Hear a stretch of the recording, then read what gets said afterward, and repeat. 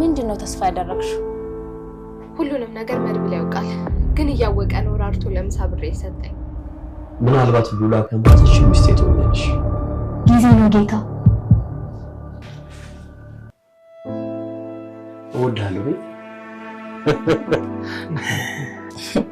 አይ ሉላዬ ደስ አይልም?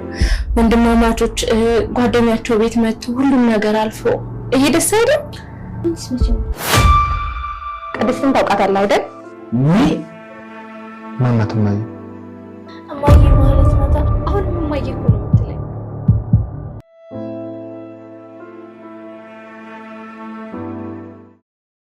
ምሳሌን ምን አድርጋ ስታሰቃያት የነበረውን ድርጊት እረስታ ዛሬ ላይ ብሩክ ይቅርታዬን ቢቀበለኝና በፊት የነበረው ደስታችን ተመልሶ አብረን ብንኖር ለምሳሌ ምርጥ እናት እሆናታለሁ በማለት ምኞቷን ተመኘች።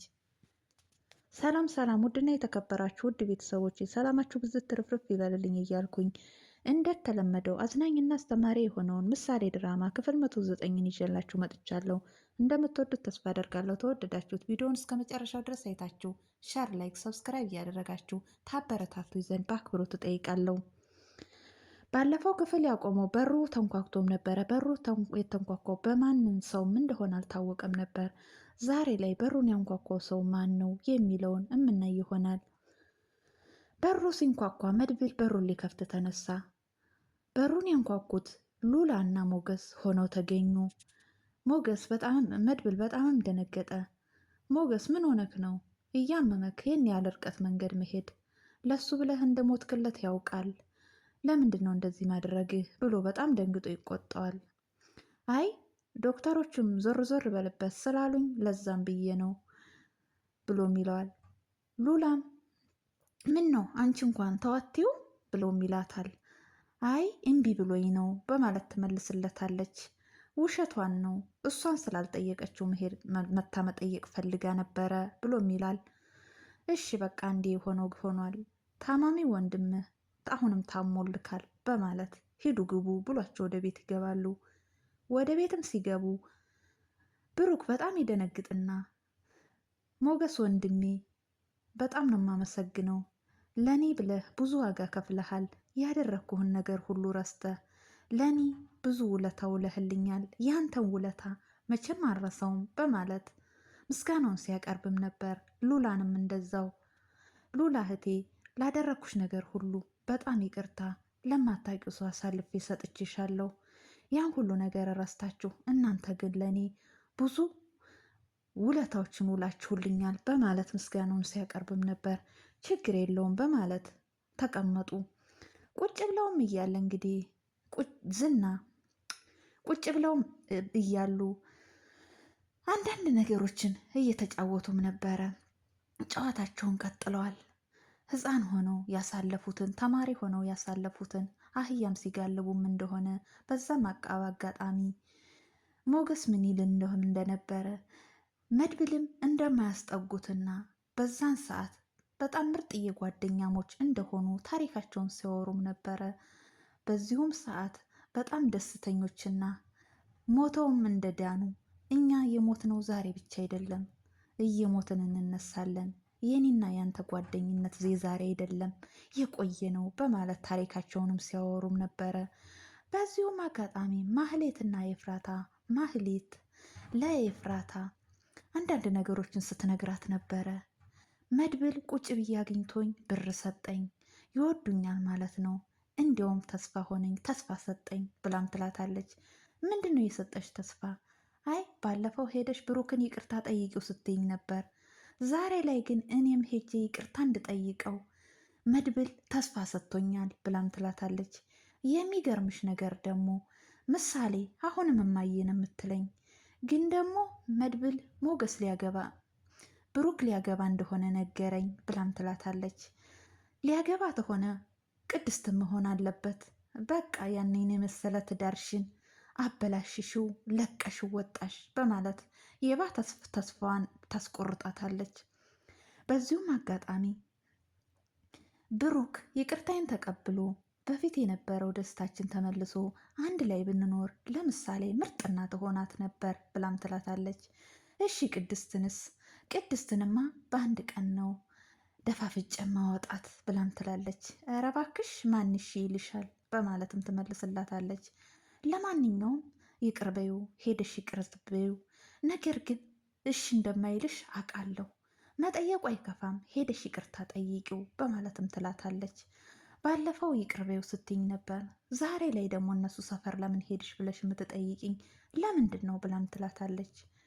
አይ ለማንኛውም እሺ አይልሽም፣ አሁንም ቢሆን ሄደሽ ይቅርታ ጠይቂው ብላትም ትላታለች።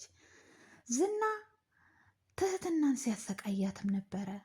በቃ አንቺ ለኔ ሚስቴ ትሆኛለሽ፣ ሉላ የለችም። ዛሬ አንቺ ታሁን ወዲያ አልጋም ይቀየርልሻል፣ ሁሉም ነገር ይቀየርልሻል፣ ባለቤቴ ትሆኛለሽ እያለም ሲላትም ነበረ። እስቲ እወድሃለሁ በይኝ ብሎም ይላታል። ጤነኛ ትመስለኝ ነበር በማለትም ትመልስለታለች። እንዴ እስከ ዛሬ ጤነኛ አልመሰልሽም ነበረ በማለት እሱም አንዳንድ ነገር ስቆ ሲያወራትም ነበረ። ታሁን ወዲያ አልጋም ይቀየርልሻል፣ ቤትም ይቀየርልሻል፣ ግን ከቤት አትወጭም በማለት ሲያወራት እሷም ያሳለፈችውን የልጅነት ታሪኳን ስታወራውም ነበረ። በልጅነቷ በጎች ጥላ አባቷ እንደገረፋትና ከቤት እንዳስወጣት በዛን ሰዓት ፍየሎቹ ግልገሎቹ 100 ብር እንደሚሸጡና የ100 ብር ግልገል ጥላ በዛን ሰዓት አባቷ ጨክኖባት ከቤት እንዳወጣት ስትነግረውም ነበረ። ይህ ሁሉ አሳልፌ ዛሬ ላይ ግን በመታገቴ አባቴን እንደሚወደኝ አወቅኩ። 500 ሺህ ብር ከሱ ሳይሆን ተበድሮ ሸጦ ላከልክ፣ ለካስ አባቴ ይወደኛል እያለችም ስትለውም ነበር። መገረፍ ነበረብሽ፣ በዛን ሰዓት ማስወጣት ነበረበት በማለት እሱም አንዳንድ ነገሮችን እወድሻለሁ፣ አፈቅርካለሁ በይኝ እያለም ሲላትም ነበር። እንግዲህ ጠበቃው ለሉላ ደውሎም ነበረ። ሉላ ቀጥታ ደንግጣ ስልኳን ይዛ ሄዳ ወደ ቅድስት መኝታ ክፍል ነበር ያወራችው። ለምንድን ነው የደወልከው ብላ ትለዋለች። ዛሬ ተቀጣጥረን ነበር፣ ለምንድን ነው ስልክ ማታነሺው? ያለሁት ሰው ቤት ነው። አይ እባክህ አሁንም የማወራክ ወደ ልጅቷ መኝታ ክፍል ገብቼ ነው፣ እባክህ አትደውልብኝ ብላም ትለዋለች። ለምንድን ነው ያልመጣሽው? ዛሬ ቀጠሯችን ነበረ፣ ቤትም እንቀይራለን፣ ግን ዛሬ ወይንም ነገ ታልመጣሽ ባልሽን እንደምከሰውና ነገሮች ሁሉ እንደሚበለሻሹ ጉድሽን ወቂ፣ ቁርጥሽን ወቂ ብሎ ይላታል። እባክህ ተወኝ፣ አንተ አድርጊ የምትለኝን ነገር መቼም ቢሆን ማድረግ አልችልም፣ ተወኝ ብላ ትመልስለታለች። መቼም ቢሆን አልተውሽም፣ አሁንም ቢሆን ትንሽ ሰዓት ነው ያለችሽ፣ ሰዓት የለም። ዛሬ ወይንም ነገ እማንገናኝ ተሆነ ሁሉንም ነገር አደርገዋለሁ በማለት ይነግራታል። ዝናም በጣም ትደነግጣለች፣ ታለቅሳለች፣ ትወድቃለች። ተስፋ ሰጥተኸዋል፣ እባክህ አደርግልሃለሁ ያልከውን ለባለቤቴ አድርግለት ብላን ብትለው መቼም ቢሆን አላደርግም፣ እኔና አንቺ ታልተገናኝን መቼም ቢሆን አላደርግም የሚል ውሳኔ ወስኖባታል። እሷም መቼም ቢሆን ከአንተ ጋር መገናኘትን ማድረግም አልፈልግም በማለት መልሳለት እንግዲህ ተናዳም ነበረ። ቅድስት ምግብ ልሰራ ወደ ኩሽናም ገብታም ነበረ። ሉላ ስልኳን አውርታ እንግዲህ በዚሁም አጋጣሚ እያወሩም ነበረ። ምን ነው አይንሽ ምን ሆኖ ነው? አይንሽም ፊትሽም ልክ አይደለም፣ ሰርጋችሁስ መቼ ነው በማለት ላግዝሽ ብላም ትላታለች። አንዳንድ ነገሮችን እያወሩ እያለ አንቺ ሞገስን ተወጅዋለሽ እያለችም ስትላትም ነበረ። ብሩክንስ ተወጅዋለሽ? አዎ እኔ እወደዋለሁ። አንቺስ? እኔም እወደዋለሁ። በቃ መቼ ነው የምትጋቡት እያሉ ስለ ጋብቻቸውም ቅድስት ደግሞ እነ ጓደኞቻቸው እዛ ቤት መምጣታቸው ያ ሁሉ ችግር አልፎ እንደዚህ መሆኑ በጣም ደስተኛ መሆኗን ደስታዋን ስታካፍላትም ነበረ። በዚሁም አጋጣሚ ማህሌት ለመርዙ ደውላም ነበር። ለመርዙ የደወለችበት ምክንያት እንግዲህ መርዙ ወደነ ብሩክ ቤት እንደሚወስዳትና እንዲወስዳት ደላላ መሆኑን ቁጥርህን ሰው ሰጥቶኝ ነው በማለት ትደውልለታለች። እሱም ባለማወቅ ትንሽ ቀባጥሮባት ነበረ። ያለ የሌለ ወሬ ሲያወራትም ነበረ። እባክህ ወንድሜ አንተን ማግኘት ፈልጌ ነው፣ የምታወራው ወሬ ስለምን እንደሆነ ምንም ሊገባኝ አልቻለም እና እኔ አንተን ማግኘት ነው የምፈልገው፣ አንተን ላግኝህ በማለትም ትለዋለች። እሺ ዋናው ብር ነው በማለት እንግዲህ የደላላ ስራ።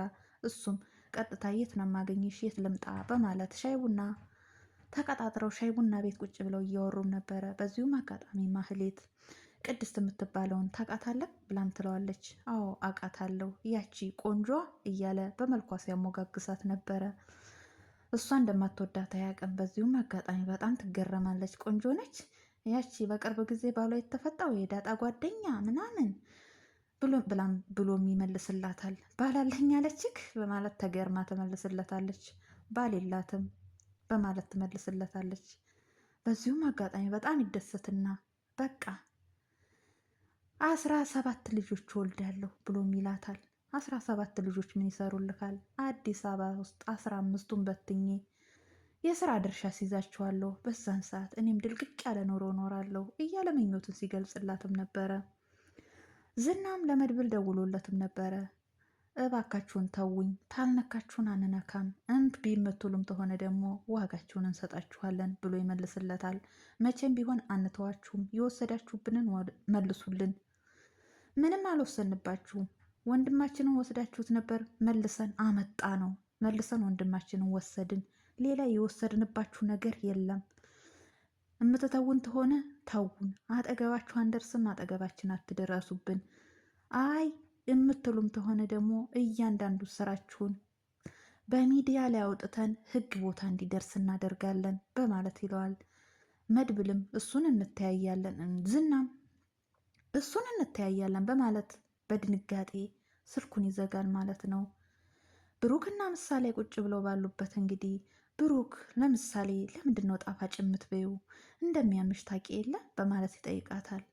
ግዛልኝ ብለከው ነው አይደለ ብለሽው ነው አይደለ ብሎም ሲላት፣ አዎ አሁን እኮ አያመኝም፣ በፊት ስለሚያመኝ ነበረ፣ አሁን ግን ወዳለሁ እና ግዛልኝ ብዬ ነው። ግን እኮ ስንሄድ እማዬን አገኘኋት በማለት ትለዋለች። ፊቱን ኮስተር ያደረግና ማነች እማዬ ብሎ ይላታል። እማዬ ማህሌት እርቧት ቁጭ ብላ መንገድ ላይ ቁጭ ብላ አጎቴ ብር ሰጣት በማለትም ስትመልስለትም ነበረ። እሱም ደስተኛ አልነበረም በዛም ሰዓት። ለማንኛውም ያምሻል፣ ሁለተኛ ጣፋጭ ነገር አትቢ እያለ ሲመክራትም ነበረ። ደላለው መርዙ እንግዲህ እንሂድ አሁን ውሰደኝ በማለት ማህሌት ስትለውም እሺ እወስድሻለሁ፣ ነገር ግን አሁኑኑ ክፈኝ እያለም ሲላትም ነበረ። እሺ እከፍልካለሁ በማለትም እሷም እንግዲህ ተነስና ውሰደኝ በማለት ወጥራ ይዘዋለች ማለት ነው። ውድ ቤተሰቦች ለዛሬ ይዤላችሁ የመጣሁት ይህንን ይመስላል። በሌላ ቪዲዮ ውስጥ የምንገናኝ። ሰላም ሁኑልኝ። ባይ ባይ።